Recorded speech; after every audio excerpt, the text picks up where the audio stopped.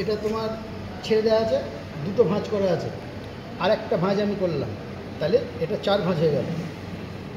হ্যাঁ, এটা 4টে ভাঁজ হয়ে গেল। এই তো হয়ে গেল, এই 4 ভাঁজ।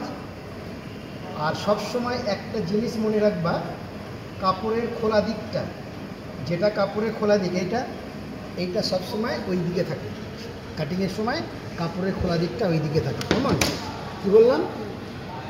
কাপড়ের যে খোলা দিক, সেই খোলা দিকটা সবসময় ওই দিকে থাকে। হ্যাঁ, এটাকে ভালো করে পাতো।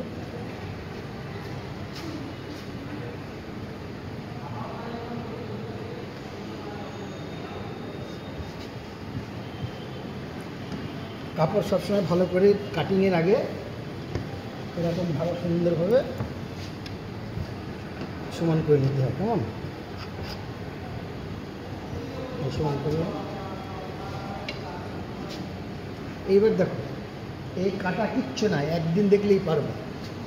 এই দিক থেকে এটা আমি স্লিপলেস করব, স্লিপ হবে না, অথচ হাতা হবে না। তার জন্য আমি এখান থেকে 3 ইঞ্চিতে একটা মার্ক করলাম, এটা বগলের দিক হবে। কেমন? আর্ম হোল, এখানেও 3 ইঞ্চিতে একটা মার্ক করো।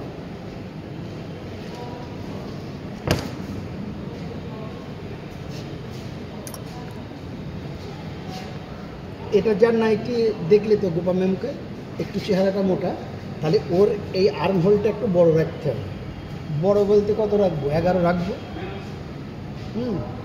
এই 9.5 দাগ দিলাম, ঠিক আছে? 9.5 দাগ দিলাম। আর এইখানে দেখো, এই কাঁধের এখানটা যে যেমন পছন্দ করে, কেউ অনেক সরু পছন্দ করে, কেউ একটু চওড়া পছন্দ করে, তা উনি সরু নেবেন। তাহলে আমি একটু সরু 3 ইঞ্চিতে দাগ দেবো, তাহলে একটু সরু হয়ে যাবে। হ্যাঁ, এই 3-এ দাগ দিলাম। যারা সরু করবে তাদের জন্য এটা 3। আর যদি নর্মাল হয় তাহলে 4 ইঞ্চিতে দাগ দেবে। আর এইখান থেকে তুমি যাদের চেহারা ভালো, 9.5 দাগ দেওয়া। এখানে 9.5 দিলাম, এদিকেও 9.5।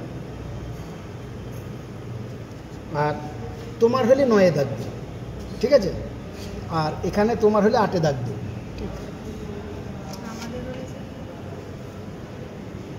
তোমাদের যদি তোমার হয়, তোমার ওই 8এই কাটতে হবে।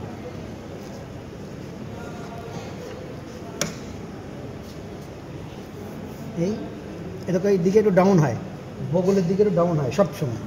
তুমি যাই কাটিং করবা, চুড়িদার, ফ্রক, ছেলেদের শার্টে আরও বেশি ডাউন হয়। এবার তোমাকে এটাকে রাউন্ড করতে হবে। রাউন্ড যদি না করতে পারো, আমি একটা পেপারে রাউন্ড কেটে দেবো। এই দেখো, রাউন্ড করে দিলাম। হলো রাউন্ড? এবার এখানটা আর্ম হোলের এখানটাও তোমাকে রাউন্ড করতে হবে। হয়ে গেল। এবার আর্ম হোলটা মারতে হবে।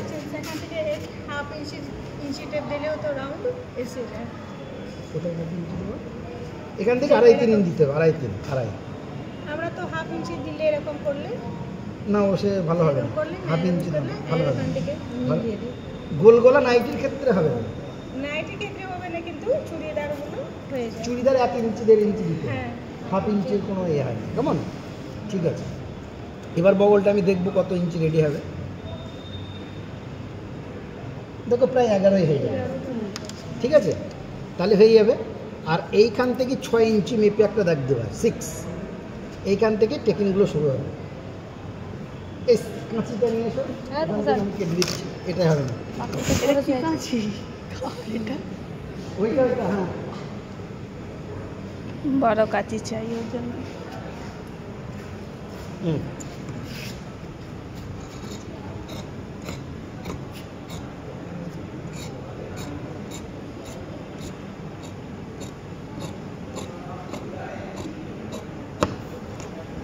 এইখানে একটা চিহ্ন করে নিলাম।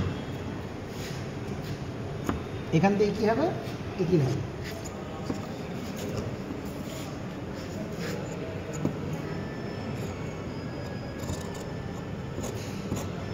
এদিকে একটু, এদিকে যাবে।